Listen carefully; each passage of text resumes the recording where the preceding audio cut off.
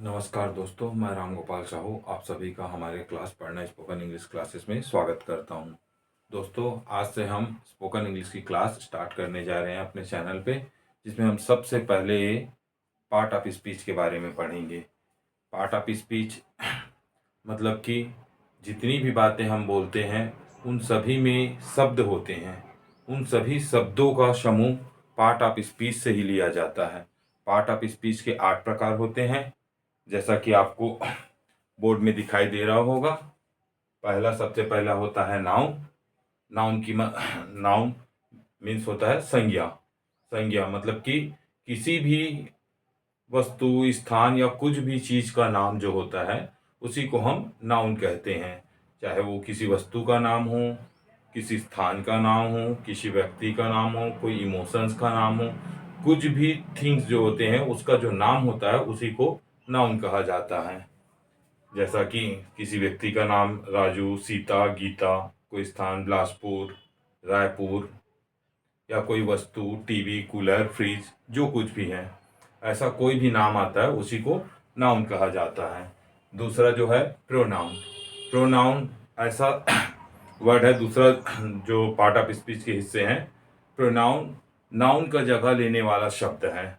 ऐसा शब्द जिसको हम कॉमनली यूज कर सके हर किसी के लिए। जैसा कि किसी का नाम राजू है तो राजू को हम वह बोल सकते हैं। किसी का नाम विजय है तो विजय को भी हम वह बोल सकते हैं। मैं आप सभी को आप बोल सकता हूँ, आप सभी मेरे को आप बोल सकते हैं।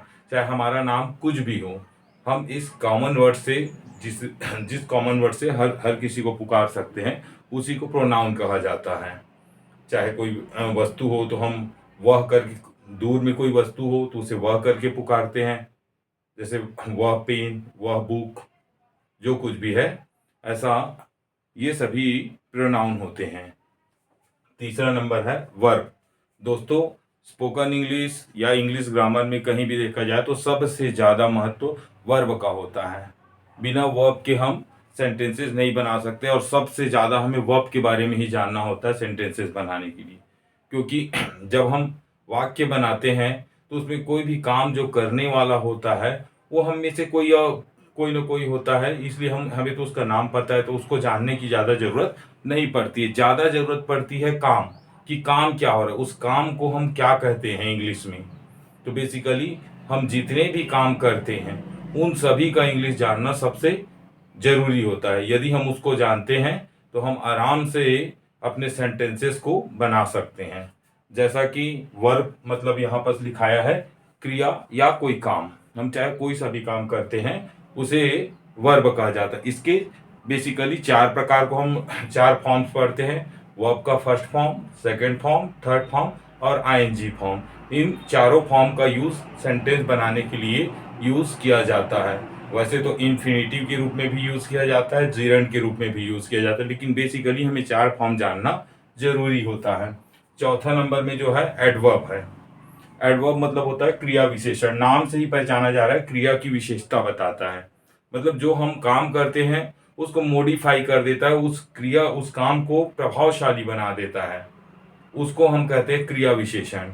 जैसे उसने कोई भी काम किया तो हम बोलेंगे उसने कुछ काम को किया लेकिन बहुत अच्छे तरीके से किया। तो ये जो बहुत अच्छे तरीके से शब्द जुड़ा है उस काम को करने में, ये कहलाता है क्रिया विशेषण। पांचवा नंबर में जो है एडजेक्टिव।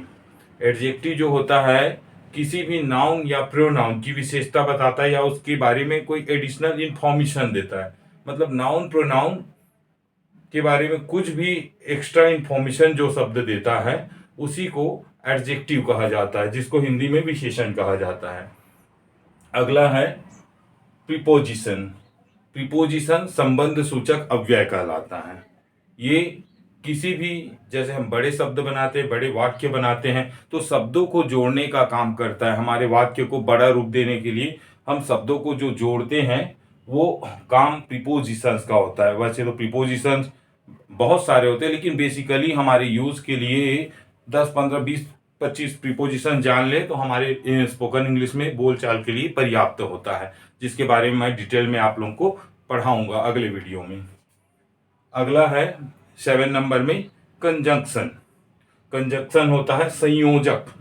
जैसा हमने प्रीपोजिशंस के बारे में सुना कि सेंटेंस में एक्स्ट्रा और वर्ड जोड़ने के लिए प्रीपोजिशंस का यूज करते हैं, वैसा ही काम होता है संयोजक का, कंजक्शंस का।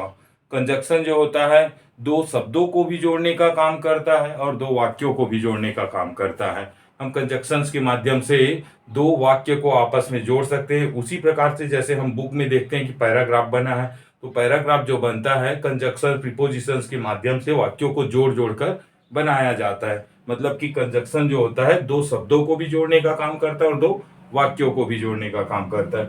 लास्ट में है इंटरजेक्शन, विस्मयादि बोधक जिसको कहा जाता है, जहां से विस्मय उद्गार वाक्य जिसको कहा जाता है, जो भी वाक्य इससे बनता है, मतलब जो उद्गम होता है, मतलब अचानक से कोई भाव प्रकट हो जाता है जिसके लिए हम हमारे अंदर से जो शब्द निकलते हैं उसी को विस्मयादि बोधक शब्द कहा जाता है। तो ये तो हो गया हमारा पार्ट ऑफ स्पीच के बारे में बेसिक नॉलेज।